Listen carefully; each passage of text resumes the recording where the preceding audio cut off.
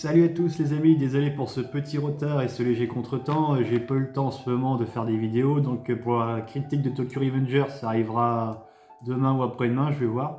Donc vous inquiétez pas, on va traiter les derniers chapitres ensemble et tout, car ça se fête, hein, franchement c'est la fin d'une œuvre vraiment cool à développer.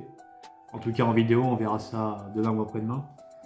Et pour Bleach, on va voir ça aujourd'hui. Alors du coup, l'épisode 6, The Fire, ou alors l'épisode 372, hein, si on prend dans la continuité. Alors, de quoi il parle cet épisode? Et ben là, c'est très simple, c'est en 3 parties, dont l'une domine sur les 3 autres, c'est le combat entre Iwatch et Yamato. Enfin non. Yamamoto, je crois. Ouais, le chef du Gotei 13, enfin vous avez compris. La partie avec Uryu, et une partie avec Aizen. Donc je vais commencer par Ryo, après Aizen et après le combat entre les deux titans, on va dire ça comme ça. Donc le combat entre... le petit passage de Ryo, ça commence direct au début de l'épisode. Alors il lit le livre des Quincy de son père, où il apprend l'histoire un peu du roi des Quincy. Que ça date d'il y a 1000 ans, qu'il y a une grande extermination des Quincy, etc. Bref, il apprend que tout est pas rose, tout est pas noir, tout est pas blanc. Il y a un mélange de gris, mais bref, il s'auto-persuade que les Shinigami et les Stern Return ne peuvent pas s'entendre en fait. Les Stern Return, les Quincy du moins. Ce qui fait que du coup, on se demande où il penche, mais tout à coup, il y a le petit flashback avec Ichigo, où il se rappelle de toutes les aventures qu'ils ont vécues ensemble, et même de la dernière phrase qu'ils se sont dites avant que chacun se lance de son côté. Enfin, se lance de son côté, Ryo voulait pas participer car c'était aider des Shinigamis qui refusaient, et des Arrancar aussi. C'était contre sa nature. Mais du coup, on sait toujours pas où il va se positionner par rapport à tout ça. Mais bon, on est dans un Neketsu, donc on se doute bien que bon, il va être du côté d'Ichigo, qu'à un moment donné, il va rejoindre ses amis, et qu'il va combattre les Stern Ritter, quoi. Enfin, moi, en tout cas, je ne vais pas être l'antagoniste d'Ichigo, ou si c'est le cas, ce sera vraiment très brièvement, quoi, mais voilà. Mais avec tout ce qu'ils ont vécu ensemble, pour moi... Puis même, c'est toujours la conclusion d'une œuvre, que tout le monde s'entende bien, que la paix soit installée partout, donc là, ça se ferait la paix entre les Shinigami et Quincy. Donc ouais, de ce point de vue-là, je pense qu'ils vont rester copains-copains, et voilà. Enfin, je m'en fais pas pour ça. Donc, pour la partie Ryo finish, pour la partie Aizen, ça c'est plus en fin d'épisode.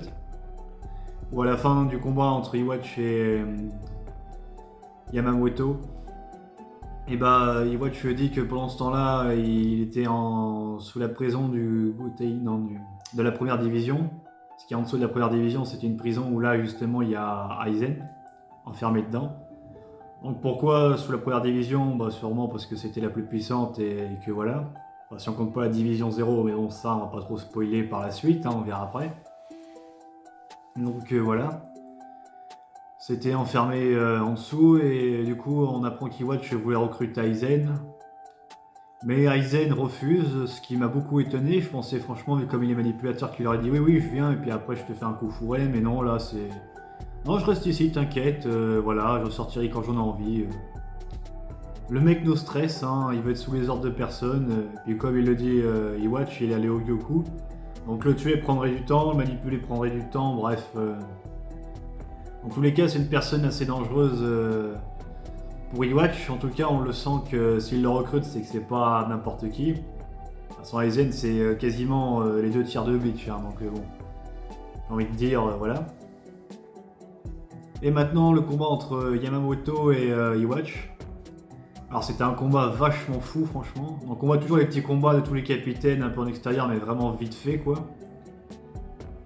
Mais ça c'est le combat qu'on attendait le plus et ça couvre quasiment tout l'épisode. Alors au début du combat il y a quelques petits échanges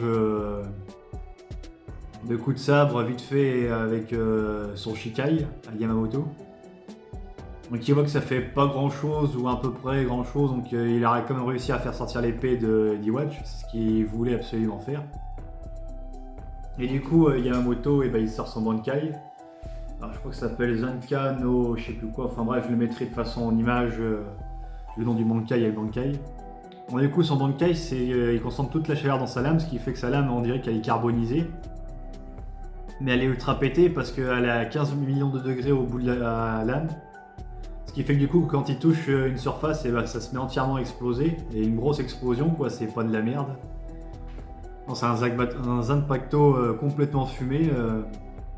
Là aussi, il se passe un autre phénomène.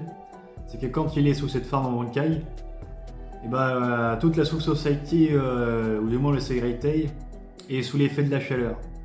Donc tout l'eau s'évapore, tout le monde a chaud, les blessures se réouvrent et tout. Enfin, on sent que c'est un pouvoir de malade, quoi.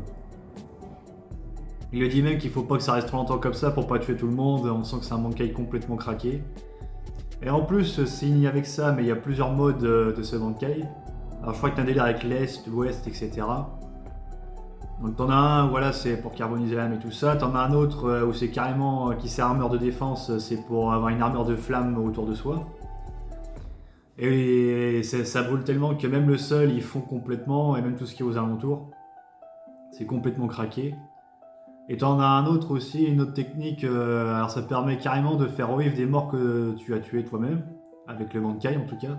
Enfin le Zanpakuto de Yamamoto. Donc il fait revenir les subordonnés d'Iwatch qui tuent sans pitié, hein. De toute façon le mec, on sent quand même dans cet épisode qu'il a quand même un minimum de considération pour ses hommes. Mais bon, il peut quand même les buter, et puis voilà, ça passe, hein, je veux dire. Il va pas trop chialer. On sent par contre qu'Yamamoto, lui, il a la rage d'avoir perdu autant de Shinigami, dont son bras droit, quoi. Donc voilà, il se mange un peu de tous les côtés, le roi des Quincy essaie de se défendre comme il peut. Et au bout d'un moment, bah, il le découpe en deux et on pense que le match est plié. Mais retournement de situation, parce que sinon ça serait trop simple, ça s'arrêterait en à peine 6 épisodes, cette New Arc. Surtout vu comment on nous a vendu le roi des Quincy.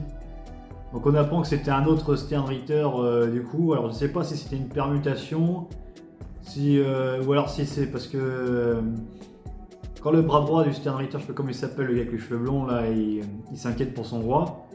Soit il joue bien la comédie, ou soit je sais pas, c'était bizarre au début de l'épisode. Donc ouais, je sais pas si c'est s'il a pris son apparence dès le début du combat, ou qu'il y avait une permutation pendant le combat. Ça, j'ai pas trop pigé sur ce point de vue là.